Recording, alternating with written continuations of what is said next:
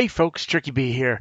Today I'm going to show you in a two-part series how to make a flying squirrel pipe from a briar burl.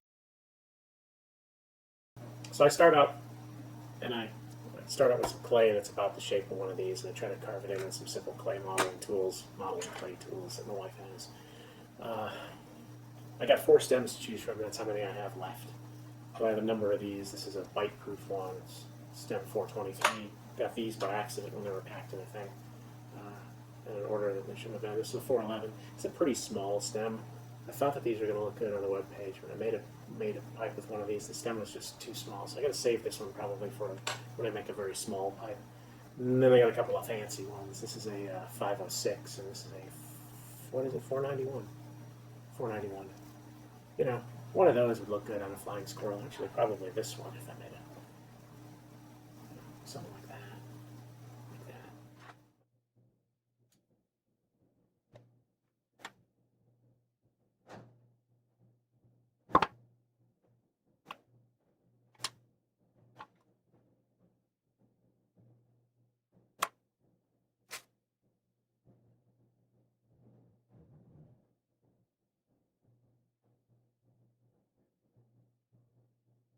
Doesn't have to be exact. Stay exact. But you want to be in the ballpark in that sense.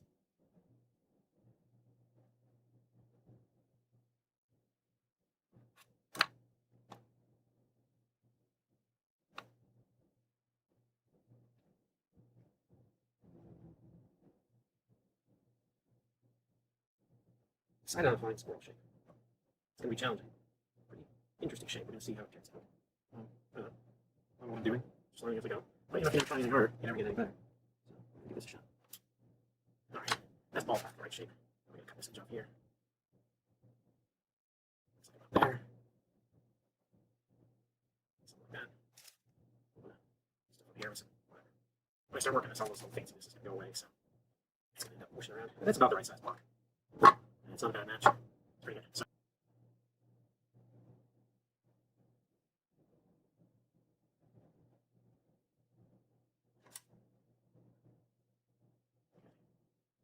no, it's that wide. There we go. So that's right.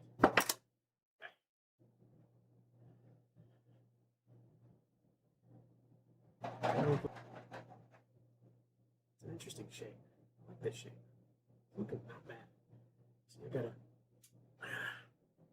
sort of a rib down the bottom here with the wings out the side. It's not symmetric. But that's kind of the deal, right? On the top, a little bit rounded. You can see that much clay unused or cut away, and this much clay is what's left. It's about right. The dimensions are almost right. I gotta make it narrower at this end. I'd like to have it wider at that end, but that's as wide as the block of wood is. So I'm gonna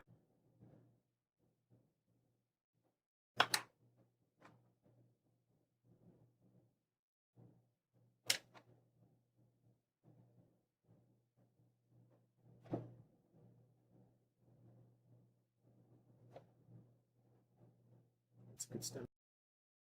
So I do this to kind of get a feel for how you want to smooth the thing. If you just hack it up with the tools, you'll get a basic shape, but you won't be able to see, like, say, the transition of the wing into the body that well. So I like to take a little warm water on my fingers and just smooth out the surface a bit, get an idea. Put that there. I'll say, okay, that's pretty much the shape I'm going for. A little cleanup. So you can see probably right around half of the briar is going to be cut away and sanded away, round away to make this pipe. You look at those briars, you go, wow, it's an awfully small piece of wood to begin with, right? Well, it was twice as big as I need. I wish it was. It's a long time later. I've been really busy. It's winter now. It's cold in the garage. I got the heater going. But I've transferred the wax model. Roughly, I have to sort of pencil it on right now. It bent down as it dried. It straightened out a little more than I wanted it to, so I've kind of curved this a little more here. But what I need to do next is I need to drill the air hole, I need to drill the bore, and I need to fit the stem. And all that requires sort of a flat surface parallel to or perpendicular to what you're going to drill. So I'm just going to use the disc sander here, get myself a flat surface. All right, now I'm going to switch to my 1-inch belt sander because it just works way better. It's a much better tool. I've got it mostly shaped. That other thing is just junk. I don't recommend you buying it. But I'm almost to the point where I can drill straight down here. I have to drill straight down here, and I can cut the bore through here, so everything will be okay. Just a couple more minutes on this should do it. Okay, so now I got to transfer the bore line, or the air shaft line, which goes right up here, and I got to transfer it right to there. Okay, I kind of got to go straight along this. You see, because that edge there is going to be a little bit higher than where we depart here. So I kind of got to follow the line up and around. That gives me a spot right there. Okay, this is where I'm going to be, this right here is where I'm going to be drilling. Arg. Messed it up a little bit. There we go. Right there is where I'm going to be drilling. Okay, the bottom one of these two, not the top one. All right, now I got to find the center of this because I want to drill right down the middle. Grab our fancy digital calipers. I like to do this in millimeters because it's a much finer grained thing. And so we are, 46.12. So we want to be 23.06. I don't know that the 0.06 makes a bit of difference. So we set ourselves down to 23.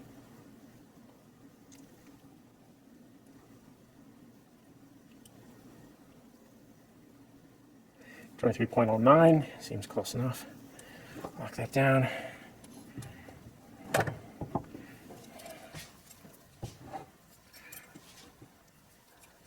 And let's see, right from that edge there. Brought a little flatter, not a whole heck of a lot. So now, measure it again. 46.09. That's pretty darn close. Oh, 46.1. Excuse me, pretty darn close to square at this end. So again, 23.05 or so. This guy is already set to that, so I don't need to use this. Find the middle. Right now I'm just sort of making a distance line up there. So we'll set that aside. I'm going to go with a 3/4 today. That's a good size. I like that one. So if we want to go in perpendicular to this face and intersect right at the bottom right there, and we're looking at perpendicular. Come on. There we go.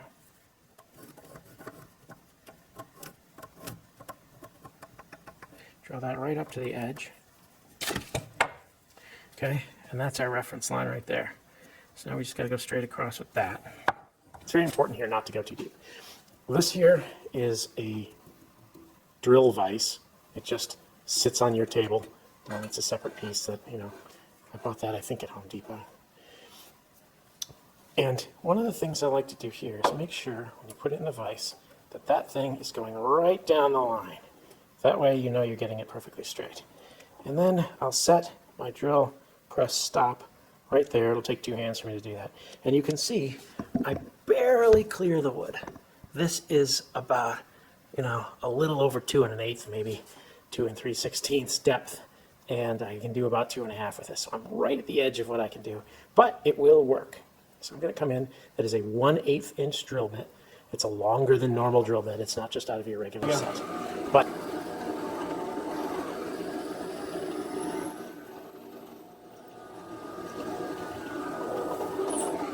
let out the smoke.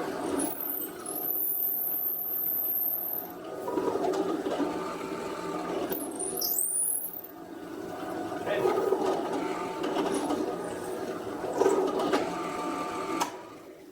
That one's done. If the chamber's a little bit tilted, it doesn't matter because it's got a big bottom, right? You just want to go until you hit this line here. And really set a depth because that's going to have wandered a little bit in there. It's not going to go exactly along the line. So I'm just going to start this.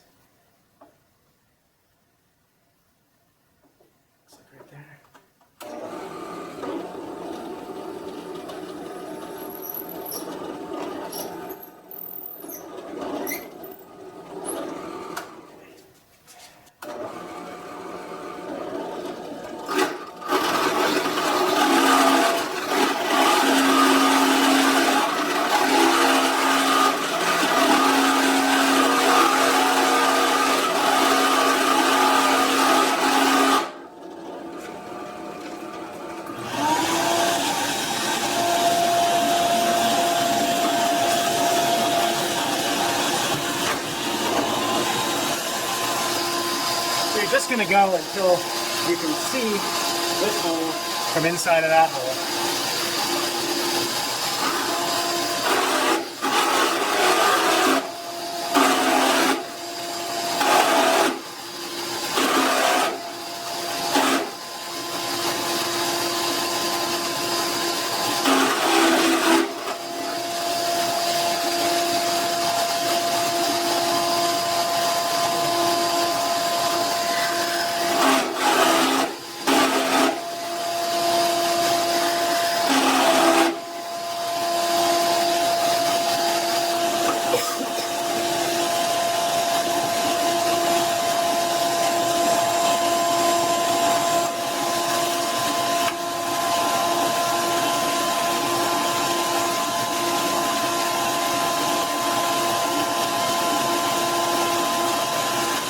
See a little something in there. I don't know if you can see that.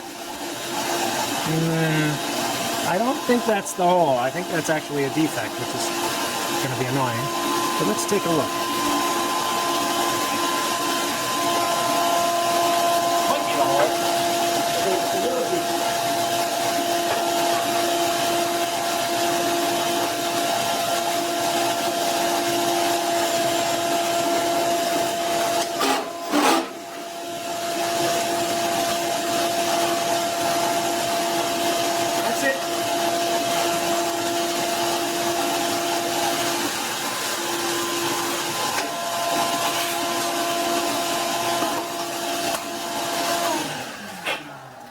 Okay, that actually was it.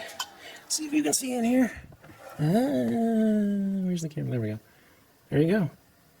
Just touched it at the bottom. That's exactly what you want. That's perfect.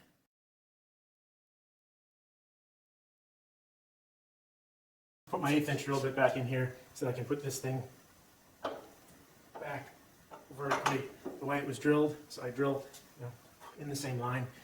If you're fitting the stem at a different angle, that's okay. Then you don't have to do that. A lot of videos you'll watch, they'll do this step before they switch over to doing the bore. I don't, because I'm never sure the bore's going to line up. So, all right, now I have this fancy tool here, which again, I get all my tools really from Vermont Freehand. This is basically a Forstner built bit with a 5/16 drill bit down the center. So this is going to be, I set this, you can set the depth of this, there's a couple of set screws on the sides, and tighten down with an Allen wrench. I set this to be a 1/2 inch from the flat part of the Forstner bit up to the shoulder. That way I can fit a 1/2 inch tang onto the stem. It makes things work out all right. You don't want to miss by very much. You don't want this hole deeper than the stem is cut, and you don't want the stem part longer than will fit in the hole. So a little bit of precision is necessary. It's not going to be the end of the world if you miss that by a little bit. If you make the stem tenon too long, you'll notice that because you'll have a gap. If you make it too short, i.e. the hole is too deep, you won't notice that for a while. Theoretically, though, tobacco juices will build up in there and eventually sour the pipe. I built one like that. It hasn't happened yet. It's hard to fix afterwards. You can do a Delrin insert. So this is going to go, I've already got the 1/8 inch hole. I don't know how deep I can go with this. Okay, that's good. The depth is enough. Bring this up a little bit. This will probably chatter a little bit because I'm not perfectly perpendicular. So when the Forstner hits it, it'll chatter a little bit. Now this Forstner is a little weird. It's got teeth around the side of it. It's nice. It gives you a nice flat spot, but you really have to incorporate the fact that it's gonna sort of cut a plateau for you with sides to it. Right? It's not going to leave it just perfectly flat. If you want it perfectly flat, you use the drill bit by itself and then a regular Forstner bit. Much harder to set the depth that way. You have to use a drill stop or this up here. You can do it. I'm just doing it this way. I will incorporate it into my design. Someday I will be good enough to use extra tools. Not today. This is only pipe number 7, I believe.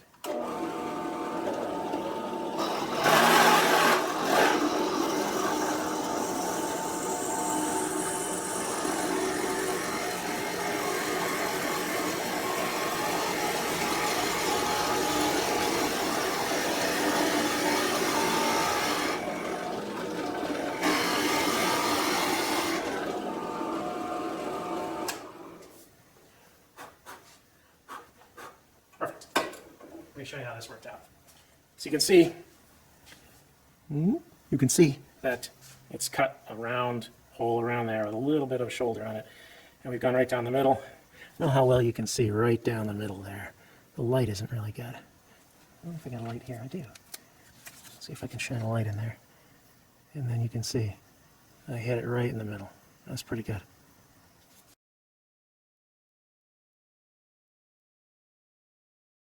All right, so this is the stem we're using. It's a fairly fancy stem. It's stem number 491, if you were buying this from my supplier. 491. That looks like a nice stem. Let me go in there. You saw this stem on the with the wax model. So it's got wax on it. Now these stems don't come cut, right? They're very roughly finished. Let's see if we can show you this. Yeah, it's got a number stamped on it. It's too big there.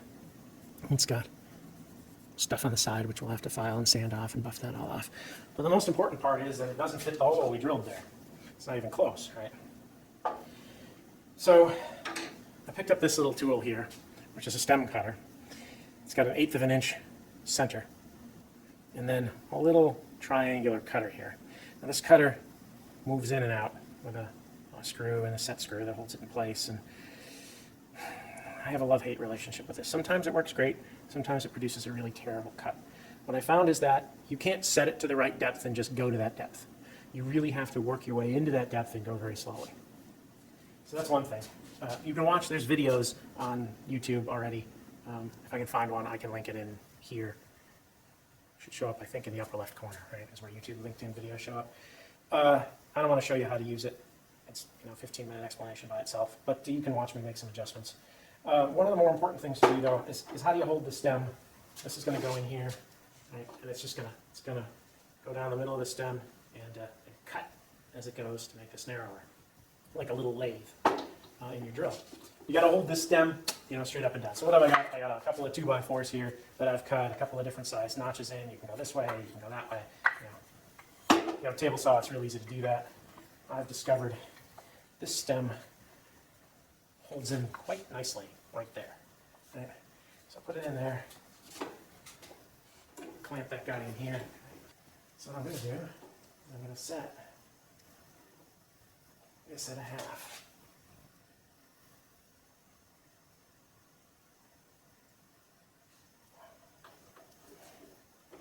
And then you let it go down and stop after 1/2 inch.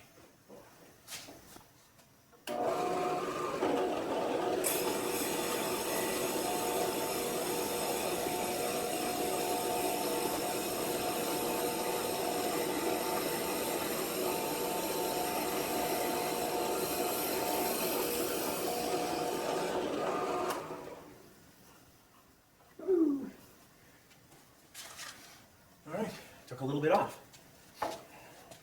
Now we're shooting for 0.2, 0.3, hopefully, and we are at 0.4. So theoretically, I could make an exact, precise adjustment and move it in, but that doesn't really work with this tool. So what I found is you loosen it a little bit.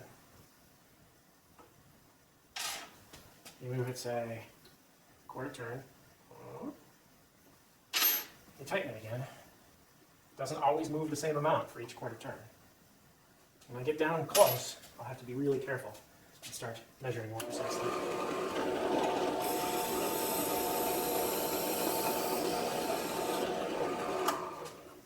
It works way better if you only go a little bit at a time. I try to cut one down, if you try to cut the whole thing at once, it just wanders all over the place. So a little bit at a time, I'm getting a very, very smooth finish there. Like 3/8/6. All right. I'll go 1/2 turn on this one.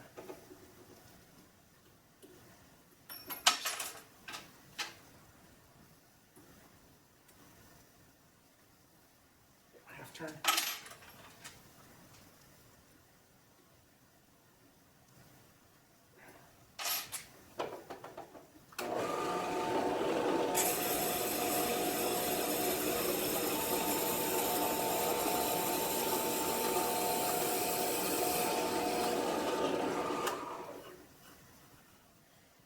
Get this wonderful flossy stuff.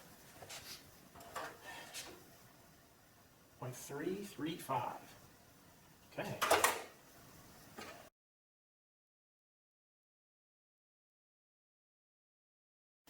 approach this very slowly. The last couple cuts you want to be very, very small. That way you get a nice smooth surface.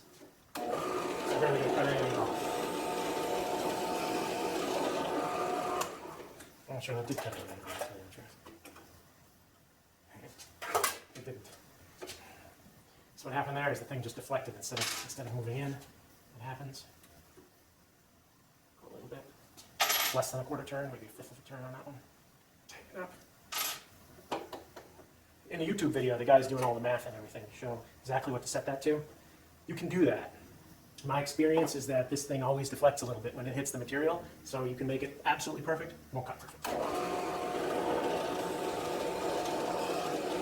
Look at that? Again, nothing. The last 2 cuts, I've taken off 1,000. Why? Because this thing is just going crooked. Why is it doing that? I don't have any idea. I'm not supposed to loosen any of the other ones, as far as I know. They really come with instructions. Let's go 1/8 of a turn. Or a quarter turn, excuse me, quarter turn. Turn it up. Okay, this is going to cut some, because I can see it's going to hit.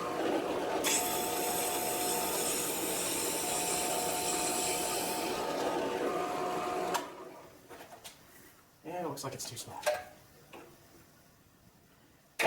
Cut too much. I don't understand that.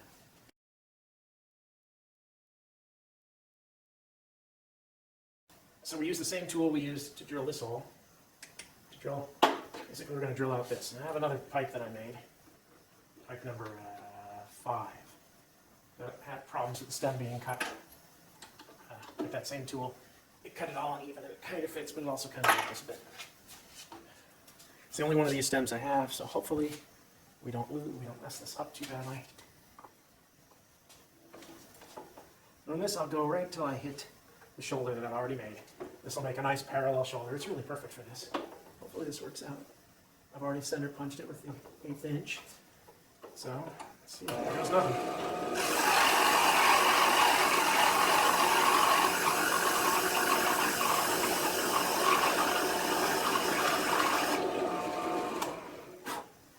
I just want to stop and take a look at it before.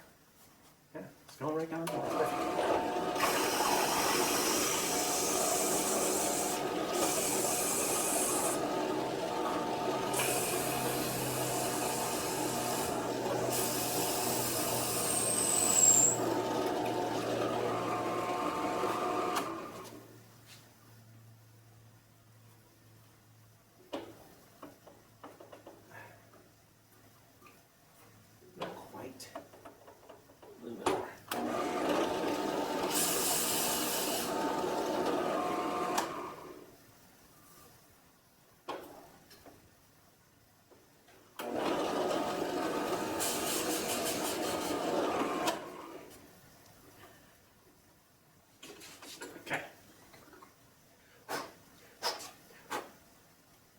So that goes right in there.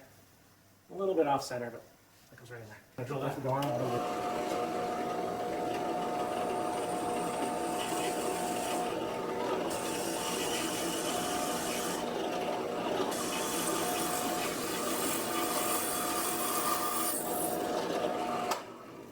Guess we'll find out on the other side, huh?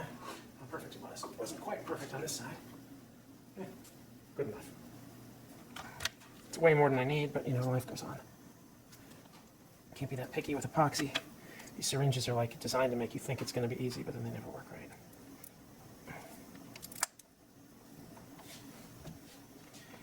Yeah, it's about even.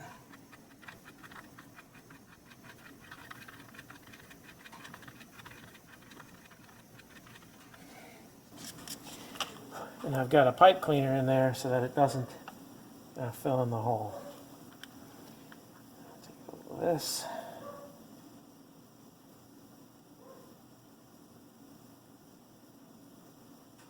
A little worried that this stuff is so thick when this rod is fit in there just darn perfectly.